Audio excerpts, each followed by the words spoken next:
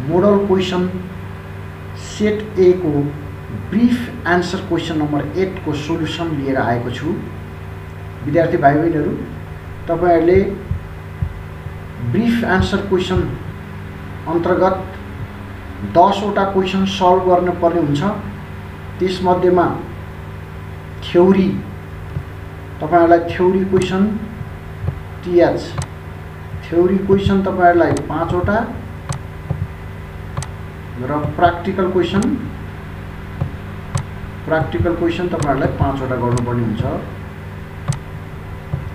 यो practical question अन्तर्गत म ब्रीफ आन्सर क्वेसन नम्बर 8 को सोल्युसन गर्न गइरहेको छु। The following information are given. Started business with cash of ₹80,000, paid rent ₹13,000 including advance rent of ₹1,000, salary paid ₹16,000 and outstanding salary was ₹2,000. Required में तपाईलाई accounting equation छ। एउटा क्वेसन बराबर 2 marks हुन्छ। 1 question practical is equal to तपाईहरुलाई 2 marks हुन्छ। 2 marks हुन्छ यसको लागि। अब तपाईहरुलाई म सोल्युसन गर्न गइरहेको छु। Date particulars assets is equal to owner's equity. Owner's equity भनेको क्यापिटल हो। यो क्यापिटल पनि हो है।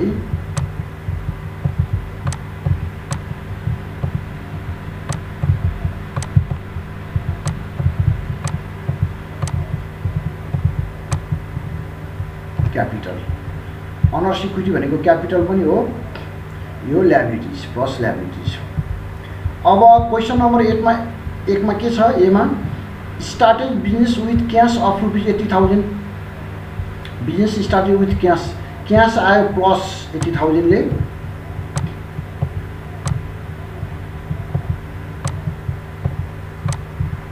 क्याश 80,000 ले, क्यापिटल बढ्यो 80,000 ले। अब यसको न्यू इक्वेसन 80,000 दुईटा इक्वेसनमा 80,000 यो भयो। अब बी मा हेर्नुस् त, paid rent ₹13,000 including advance rent of ₹1,000 भनेको के हो भने पैसा चाहिँ 13,000 ले माइनस भयो, माइनस क्यास 13,000 ले भयो। यो क्यास हो। यो 13,000 ले क्यास भयो। अनि यसले रेन्ट चाहिँ 12,000 को मात्रै तिर्यो, माइनस रेन्ट चाहिँ तपाईको रेन्ट चाहिँ 12,000 ले भयो। तर यहाँ चाहिँ एडभान्स रेन्ट पनि तिरेको रहेछ। एडभान्स रेन्ट भनेको प्रिपेड हो, प्लस प्रिपेड। यो प्रिपेड चाहिँ 1,000 रुपैयाँ रहेछ। त्यसकारणले अब कसरी हिसाब लियो भन्दाखेरि प्रिपेड है। अब तपाईले 13,000 मा 1,000 प्लस हुँदा माइनस 12,000 भयो। यहाँ पनि यता पनि माइनस 12,000 हो। अब दुईटालाई 80,000 बाट डिडक्ट गर्दा 68,000 भयो। यो साइडमा बराबर भइरहेछ, मिलिरहेछ हिसाब। अब लास्टमा हामीलाई छ स्यालेरी पेड ₹16,000। हेर्नुस् है, स्यालेरी पेड 16,000 छ। 16,000 ले क्यास घट्यो, यो माइनस क्यास 16,000 भयो स्यालेरी तिर्दा। अनि त्यसपछि के भनेको छ भने एन्ड आउटस्ट्यान्डिङ स्यालेरी वाज ₹2,000 भन्यो। भनेको मतलब 2,000 चाहिँ आउटस्ट्यान्डिङ स्यालेरी तिरेर भने ल्याबिलिटी भयो। यो 2,000 ल्याबिलिटी चाहिँ यो 2,000 ल्याबिलिटी तिर्यो भनेपछि एक्चुअल स्यालेरी कति तिरेछ त? माइनस एक्चुअल स्यालेरी चाहिँ तपाईको 14,000 मात्रै भयो। एक्चुअल स्यालेरी तपाईको 14,000 भयो भनेपछि अब तपाईले 16,000 क्यास तिर्नु भयो, 2,000 पुरानो ल्याबिलिटी तिर्नु भयो भनेपछि एक्चुअली स्यालेरी कति घट्यो? 14,000 ले घट्यो। अब यहाँबाट पनि थाहा पाउनुहुन्छ माइनस 14 माइनस 2 16 भइहाल्यो। यतापट्टि 16 मिलिरहेको छ यो। अब 68 बाट 16 घटाउनुस् 52,000 यतापट्टिको एसेट्स। यतापट्टि 68 बाट 14,000 घटाउनुस् 54,000। अनि यो माइनस 2,000 गर्दाखेरि 54 मा माइनस 2 घटाउँदा 52,000 भनेपछि 52,000 इज इक्वल टू 52,000। यसको बराबरी कति भयो? 52 भयो। यो हिसाब सोल्युसन सकियो। अब म तपाईहरुलाई ब्रीफ आन्सर क्वेसनको क्वेसन नम्बर 9 मा लान्छु। क्वेसन नम्बर 9 मात्रबाडलाई लेफ्ट साइडमा क्वेसन छ the following transaction of the light company are given below. यो लाइट कम्पनी चाहिँ याद गर्नु होला है, लाइट कम्पनी भनेपछि यो इलेक्ट्रिसिटीको चाहिँ गुड्स बेच्ने व्यवसाय रहेछ। जेस्ट 5 मा return by Rama light 20 fans at ₹1500 each. Rama लाइटले 20 वटा फ्यान 1500 को दरले लगेको फिर्ता पठाएको छ। 2 dozen lamps of ₹900 each, carry charge 1000, less trade discount 10%। Jestha 17 मा return 8 heaters from KK light for 20,000। Jestha 29 मा return 30 LED light 2 Divya lights ₹30,000। Important कुरा चाहिँ 2 छ है, म एउटा यसलाई इन्डिकेट गरिदिन्छु। रिटर्न इनवार्ड बुक भनेपछि 2 मार्कको छ गाइस, यो पनि 2 मार्कको छ, 1 क्वेसन बराबर। अब यसको सोलुसन हेर्नुस्, यो light company return inward book भनेको सेल्स रिटर्न बुक पनि हो। रिटर्न इनवार्ड भनेको हामीले सेल्स गरिसकेपछि डेटर्सले हामीलाई सामान फिर्ता पठाउँछ भने हामी रिटर्न इनवार्ड बुक भन्दछौँ, अथवा त्यसलाई सेल्स रिटर्न बुक पनि भन्दछौँ। अब हेर्नुहोस् त, अब फर्मेट यो date, details, invoice, amount, simple format use गरेको छु मैले। डेट जेस्ट 5 मा return by Rama light, return by Rama लाइटले रिटर्न के गरेछ भन्दाखेरि 20 फ्यान्स 1500 को दरले ल्याएर छ। ल्याएपछि 20 फ्यान्स 1500 को दरले 30,000, 30,000 को फिर्ता गर्यो। अब इम्पोर्टेन्ट चाहिँ यहाँ चाहिँ 2 डजन्समा छ। 2 dozen lamps at the rate of ₹900 each भनेको छ। इच भनेपछि त एउटा भयो, 1 डजनमा 12 वटा हुन्छ। अब हामीले के गर्नु पर्यो, 2 dozen lamps at the rate of 900 each भनेको छ। यो भनेको 2 dozen into 12 is equal to 24 at the rate of 900 भयो। भनेको डोजन्सलाई हामीले के गरौँ, टोटल नम्बरमा लाग्यौँ, 12 वटा मिलेर 1 डोजन्स हुन्छ। अब 24 वटा भयो, टोटल 24 वटा भयो। अनि यसलाई 900 रुपियाँ त यसको रेटै छ, अनि वर्ष 21,600 यसरी आयो है। यदि यहाँ माथि फेरि ₹900 पर डोजन भनेको भए फेरि 900 इन्टु 2 हुन्थ्यो। यहाँ पर डोजन भनेन, ₹900 इच भनेको हुनाले हामीले यसरी यसलाई dozen multiply by number is equal to number at the rate of 900 गरेर यसरी निकाल्यौँ। अब हाम्रो क्यारिज अन पर्चेज भन्ने छ, यो चार्ज हो, यो चार्जलाई पनि जोड्नु त्यसैमा। त्यसपछि गएर टोटल कति आयो हाम्रो 52,600। अब यसमा ट्रेड डिस्काउन्ट छ हेर्नुहोस् है क्वेसनमा, यहाँ हेर्नुहोस् क्वेसनमा ट्रेड डिस्काउन्ट छ। ट्रेड डिस्काउन्ट 10% छ, less trade discount at the rate of 10% भनेपछि 5,260, 52,600 को 10% कति हुन्छ, 5,260 हुन्छ। अब यसलाई टोटल गर्दाखेरि यसको सम निकाल्दाखेरि 47,340 आयो। अब हामी जाउँ जेठ 17 मा।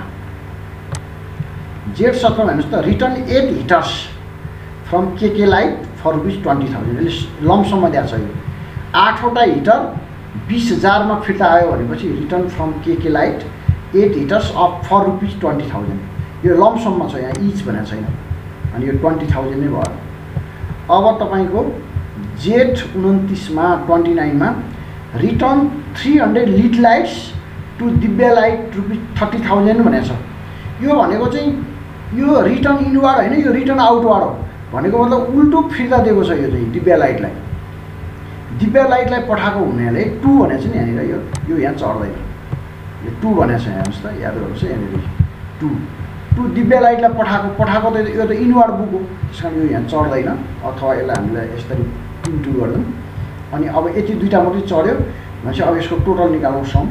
टोटल माथि 30,000 देखिबाट टोटल निकाल्दाखेरि यो प्लस भयो,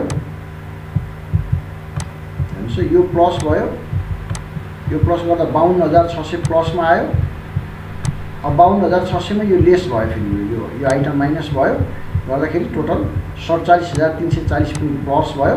अनि यो 20,000 पनि प्लस भयो, गर्दा टोटल 67,340 आयो। यतिको सामान हामीलाई फिर्ता आएछ। सन्डी डेटर्स टोटल यिनीहरू यो को हो त? सन्डी डेटर्स हो। यो हामीले सेल्स गर्दा के गर्छौँ जर्नल भन्दाखेरि हामीले sundry debtors account debit to sales account गर्छौँ। अब यो त फिर्ता आयो, फिर्ता आएपछि हामी के गरिदिन्छौँ यो सन्डी डेटरलाई क्रेडिट गरिदिन्छौँ।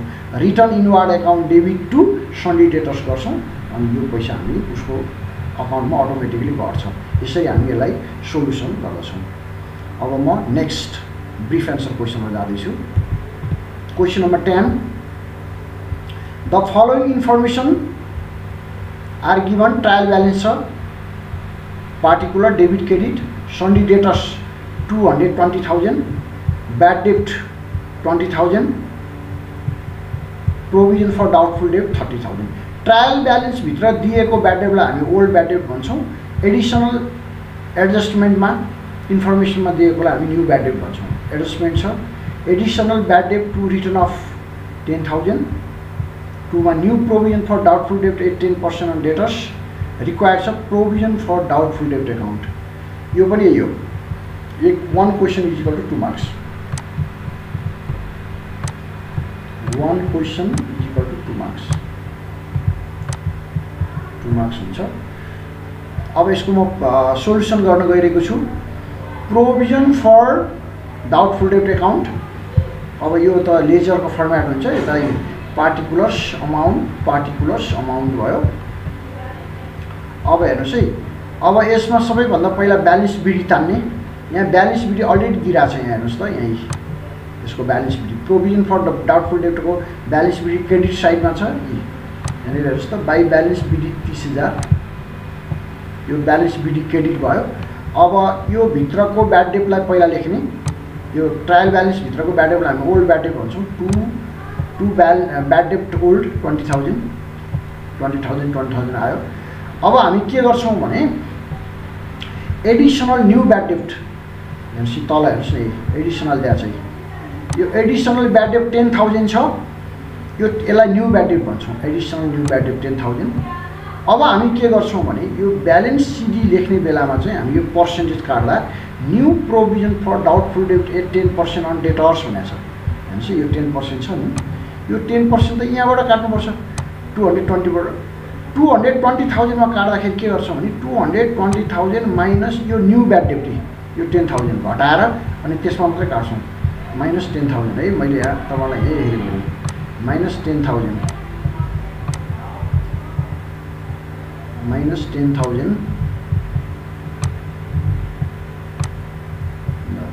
अब यसको इजिकल टु कति आयो? टोटल पछि 2,10,000 आयो। 2,10,000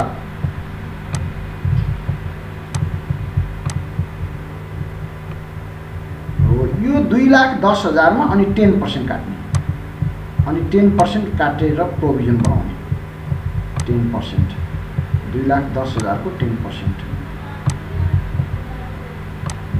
2,10,000 को 10% कति भयो? 21,000 हो, 21,000 भयो। यसरी आएको यो ब्यालेन्स यसरी आएको है। यो याद गर्नु होला यसलाई। यो 2,10,000, यो 2,20,000 माइनस न्यू ब्याड डेब्ट, त्यसपछि गएर चाहिँ नेट सन्डी डेटर्स आयो। नेट सन्डी डेटर्सबाट 10% काटेर यो निकालेको। अब टोटल कति आयो? 20, 10, 21, 51,000 आयो। अब तपाईँको यो पैसा त पुग्दैन। अब हामीले कहाँबाट ल्याउने त भन्दाखेरि अब हामीले यसलाई चाहिँ गर्छौँ, जर्नल गर्छौँ। हामीले के गर्छौँ? Profit and loss account debit गरिदिन्छौँ 21,000 नपुगेको पैसा, टु प्रोभिजन फर डाउटफुल डेब्ट एकाउन्ट गर्छौँ। अनि त्यसपछि त्यो पैसालाई के गर्छौँ हामी? अनि by profit and loss account भनेर यहाँ ल्याएर त्यो प्रफिट एन्ड लस एकाउन्टको पैसा यहाँ राख्छौँ। वर्ष टोटल 51,000 भयो। यसरी हेर्नुहोस् त। अब 51,000 डेबिट साइडमा, क्रेडिट साइडमा 50,000, यसलाई चाहिँ प्रोभिजन फर डाउटफुल डेब्ट एकाउन्ट भनिन्छ। यसरी हामी यसलाई सल्भ गर्न सक्छौँ। विद्यार्थी भाइ बहिनीहरू, आज म तपाईँलाई सेट ए को ब्रिफ एन्सर क्वेसनमा रहेको 3वटा क्वेसन